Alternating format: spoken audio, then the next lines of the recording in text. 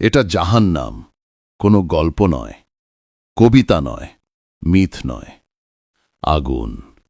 আল্লাহ যে আগুনের প্রতিশ্রুতি দিয়েছেন, যে আগুন তাদের গ্রাস করবে যারা মুখ ফিরিয়ে নিয়েছিল।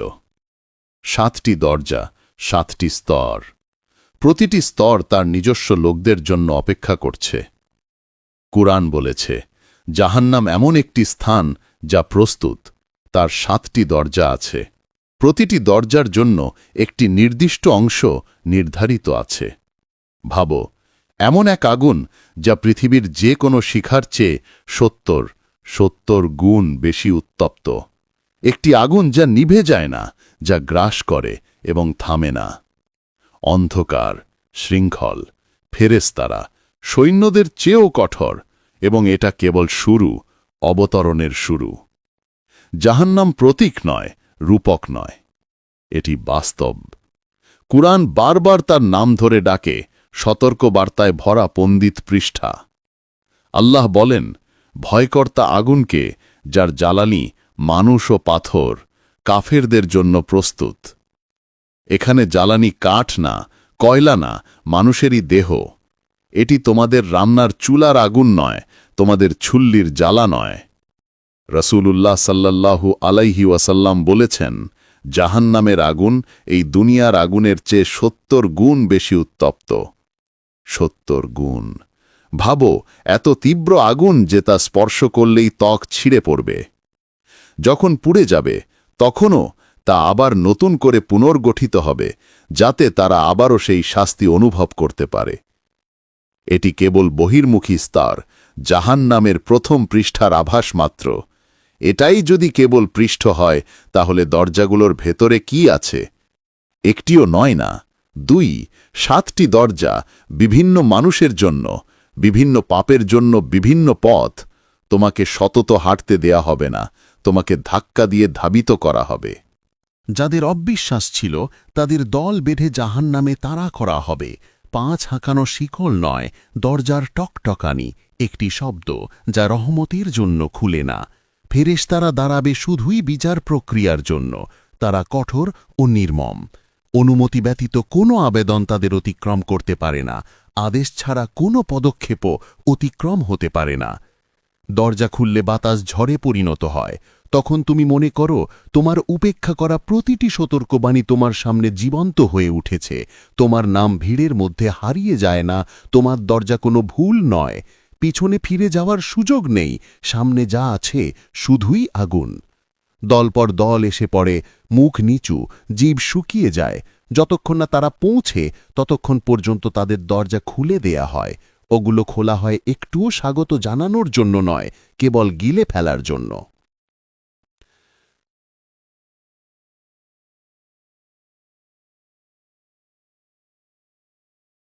কিছু লোক কণ্ঠ তুলে বলার চেষ্টা করে, তাদের কণ্ঠস্বর ভেতর থেকেই ভেঙে পড়ে।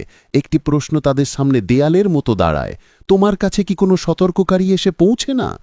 কিন্তু উত্তরে নীরবতা কেবল স্থির হয়, কারণ প্রতিটি জীবনের কাছে সতর্ক বার্তা ছিল। এটি কেবল প্রান্তিক, একটি দরজা আরেকটি দরজার মধ্যে, একটি স্তর আরেকটি স্তরের মাঝে। 7টি দরজা, নিচের দিকে 7টি পথ, প্রতিটি পথ তার নিজস্ব লোকেদের জন্য অপেক্ষা করছে। এবং এখানেই অবতরণ শুরু হয়। প্রথম দরজা খুলে প্রথম স্তর প্রকাশ পায়, এর নাম জাহান্নাম। শব্দেই বিভ্রান্ত করো না, এটি একটি গর্ত ভরা আগুন নয়, এটি আগুনের উপত্যকা, সমুদ্রের তরঙ্গের মতো উত্থিত ও পতিত। আল্লাহ কবুল করেছেন, জাহান্নাম অপেক্ষা করছে অপরাধীদের জন্য একটি আবাসস্থল। ফুটন্ত জল মাথার উপর ঢেলে দেয়া হবে, যতক্ষণ তা স্পর্শ করবে ততক্ষণই চামড়া পুড়ে যাবে। তারা চিৎকার করবে, চামড়া সেরে গেলেই আবার পুড়ে যাবে। আমরা তাদের নতুন চামড়া দিয়ে প্রতিস্থাপন করব, যাতে তারা শাস্তির স্বাদ নেওয়ার ধারাবাহিকতা অনুভব করতে পারে। এটি কেবল শুরু। দেহকে গ্রাস করা এমন একটি আগুন, তবু তাদের জীবিত রেখেই রাখে। এমন শাস্তি যা মৃত্যুর মতো কার্যকর, কিন্তু শেষ হয় না। এবং এটাই জাহান্নামের প্রথম স্তর, সবচেয়ে অগভীর দরজা, অপেক্ষাকৃত সহজ আগুন। যদি এটাকেই তুলনা করা হয় নিচের স্তরগুলোর সাথে, তাহলে বুঝবে ব্যাপারটা কত ভয়াবহ। জাহান্নামের নিচে দ্বিতীয় স্তর লাজা, আরেকটি দরজা, আরও তীব্র ও ক্ষুধার্ত, নামটি লাজা। কুরআন বলে, না, বরং তা লাজা। এটি এমন এক আগুন যা থক ছিঁড়ে ফেলে, স্তর ধরে খোসা উধাও করে ফেলে, যতক্ষণ না শুধু যন্ত্রণা অবশিষ্ট থাকে। এমন আগুন নয় যা শুধু পুড়ে যায়, এটি ছিঁড়ে ফেলে, গ্রাস করে, মাংসকে হাড় থেকে ছিঁড়ে ফেলে, শরীরের সাথে লেগে থাকে।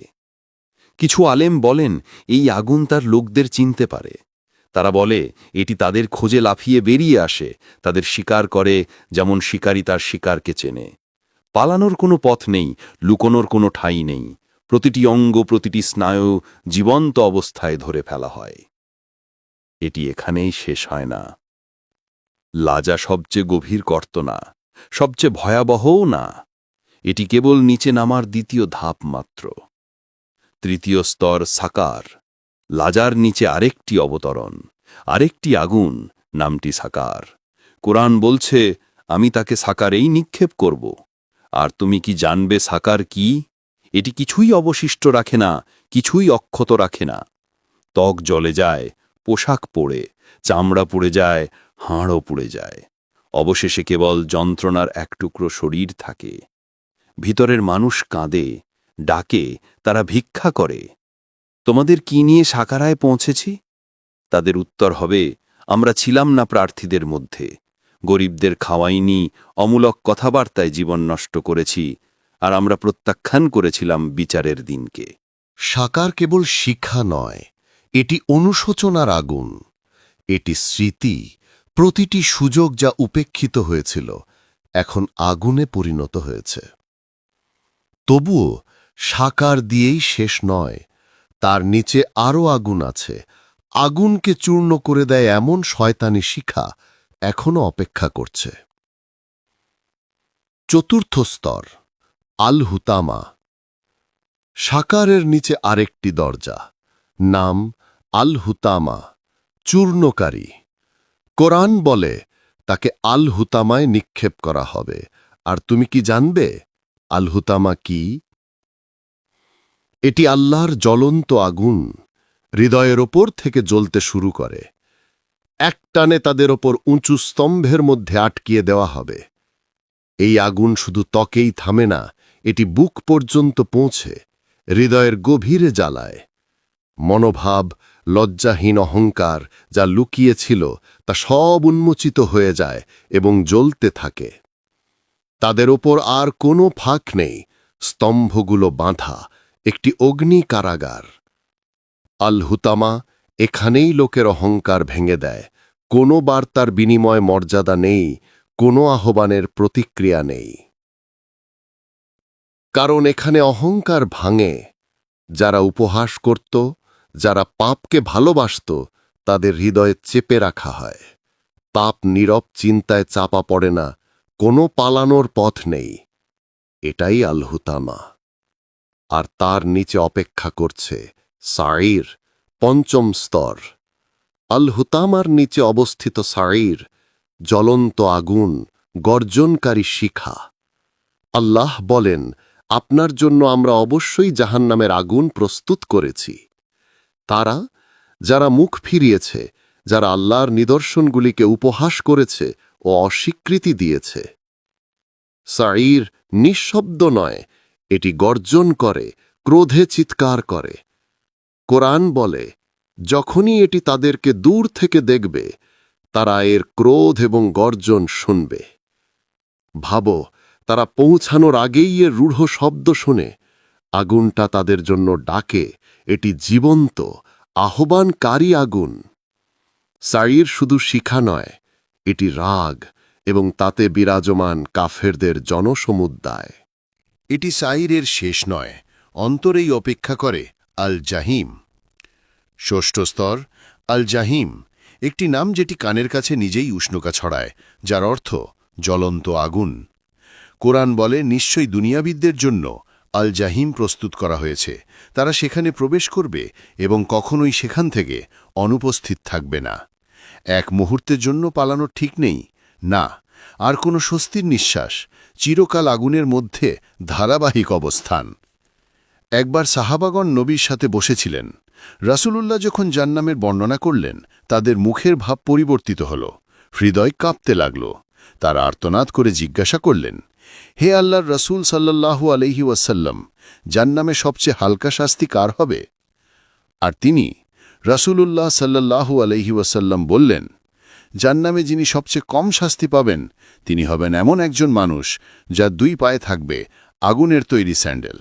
সেই স্যান্ডেল থেকে তাপ এমনভাবে ছড়াবে যে তার মস্তিষ্ক ফুটে উঠবে, যেমন একটি হাঁড়ির ভেতর পানি ফুটে ওঠে। সে ভাববে তার চেয়ে কঠিন শাস্তি আর কারও নেই, কিন্তু বাস্তবে সেই হবে জান্নামের সবচেয়ে হালকা শাস্তিপ্রাপ্ত। হ্যাঁ, সবচেয়ে হালকা শাস্তি কেবল আগুনের স্যান্ডেল, তবুও তা মস্তিষ্ককে ফুটিয়ে দেয়, মনকে গলিয়ে ফেলে। যদি এটিই হয় সবচেয়ে কম, তবে বাকিদের অবস্থা কেমন হবে কল্পনা করো। এটি হলো আল জাহিম, কিন্তু এখন সামনে অপেক্ষা করছে আরও গভীর অন্ধকার, সপ্তম ও সর্বশেষ স্তর, আল হাওিয়া। কোরআন বলে, যার কর্মের পাল্লা হালকা হবে তার আশ্রয়স্থল হবে আল হাওইয়া। আর তুমি কি জানো আল হাওইয়া কি? এটি এক জ্বলন্ত আগুন। কিন্তু এটি কেবল এক গর্ত নয়, এটি এক অন্তহীন পতন, এক এমন গভীরতা যেখানে নিচে নেই কোনো শেষ, শুধু আগুনে আগুনে ঝরে পড়া, যা কখনো থামে না, কখনো ভাঙে না।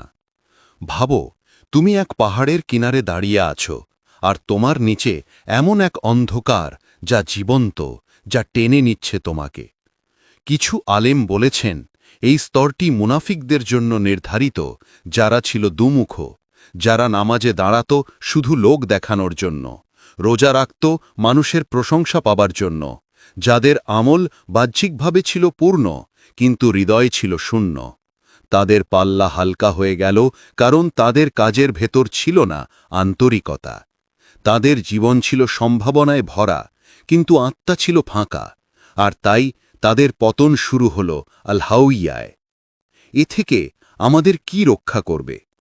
রাসূলুল্লাহ সাল্লাল্লাহু আলাইহি ওয়াসাল্লাম আমাদের বলেছেন, কিয়ামতের দিনে পাল্লায় সবচেয়ে ভারী বস্তু হবে না ধন সম্পদ, হবে না খেতাব, হবে না মানুষের সামনে আমরা যে মুখোশ পরে থাকি। সবচেয়ে ভারী বস্তু হবে সুন্দর চরিত্র। হ্যাঁ, ভালো চরিত্র, যার মধ্যে আছে আন্তরিকতা, সত্যবাদিতা, ইবাদাত আর রহমত। এটাই আল হাওইয়া, শেষ স্তর, সবচেয়ে গভীর আগুন। কিন্তু তুমি কি ভেবেছ এই 7টি স্তর কেন? কেন 7টি নাম, 7টি আগুনে অবতরণ? কেন আল্লাহ আমাদের কাছে এগুলো প্রকাশ করলেন? কবিতা হিসেবে নয়, কোনো গল্প বলার জন্য নয়, বরং সতর্কতা হিসেবে। প্রতিটি স্তর এসেছে উদ্দেশ্য নিয়ে। প্রতিটি স্তর ন্যায় বিচারের প্রতীক। অহংকারীদের জন্য একটি স্তর, মিথ্যাবাদীদের জন্য আরেকটি, অস্বীকারীদের জন্য আর মুনাফিকদের জন্য আরেকটি। জাহান্নামের প্রতিটি নাম একটি আয়না, যাতে আমরা আমাদের পাপ দেখতে পাই। এটি আমাদের বিনোদনের জন্য নয়, এটি আমাদের জাগিয়ে তোলার জন্য, যাতে আমরা সেই আগুনে পড়ার আগে আমরা সিজদায় পড়ে যাই। আজকের জীবনের দিকে একবার ভাবুন। আমরা সম্পদের পেছনে দৌড়াই, পছন্দ আর প্রশংসার জন্য প্রতিযোগিতা করি, মর্যাদা আর সম্মানের জন্য লড়াই করি, আর সেই পথে আমরা ভুলে যাই এক আগুন আমাদের জন্য অপেক্ষা করছে। ভুলে যাই সেই রহমতকে যে এখনও আমাদের নাম ধরে ডাকে। রাসূলুল্লাহ সাল্লাল্লাহু আলাইহি ওয়াসাল্লাম বলেছেন, আল্লাহ রাতে তার হাত প্রসারিত করেন যাতে দিনের পাপী তওবা করতে পারে, আর দিনে তার হাত প্রসারিত করেন যাতে রাতের পাপী ক্ষমা চাইতে পারে, যতক্ষণ না সূর্য পশ্চিম দিক থেকে উদয় হয়। এখনও তওবার দরজা খোলা আছে, দাড়িপাল্লা এখনও খালি, জান্নাতের পথ এখনও আলোকিত। কিন্তু একবার অবতরণ শুরু হলে, যখন জাহান্নামে পতন শুরু হবে, তখন আর ফিরে আসার পথ থাকবে না। যদি আজকের এই স্মারক তোমার হৃদয়ে সামান্য হলেও নাড়া দেয়, তাহলে এটিকে নিভে যেতে দিও না। এখানে এই বার্তাটিকে শেয়ার করো, যাতে অন্য একটি আত্মাও এটি শুনতে পায়, অন্য একটি হৃদয়ে জেগে ওঠে। আর যদি তুমি এখনও সাবস্ক্রাইব না করে থাকো, করো। এর জন্য কোনো খরচ নেই, কিন্তু এটি এই যাত্রাকে চলমান রাখে। এই প্রচেষ্টাকে সমর্থন করো, যাতে আমরা একসাথে বলতে পারি কোরআনের প্রতিটি গল্প, প্রতিটি সতর্কবাণী, প্রতিটি রহমতের কথা। কারণ এটি শুধু একটি আলোচনা নয়, এটি জাহান্নামের সত্য কথা এবং এটি বাস্তব।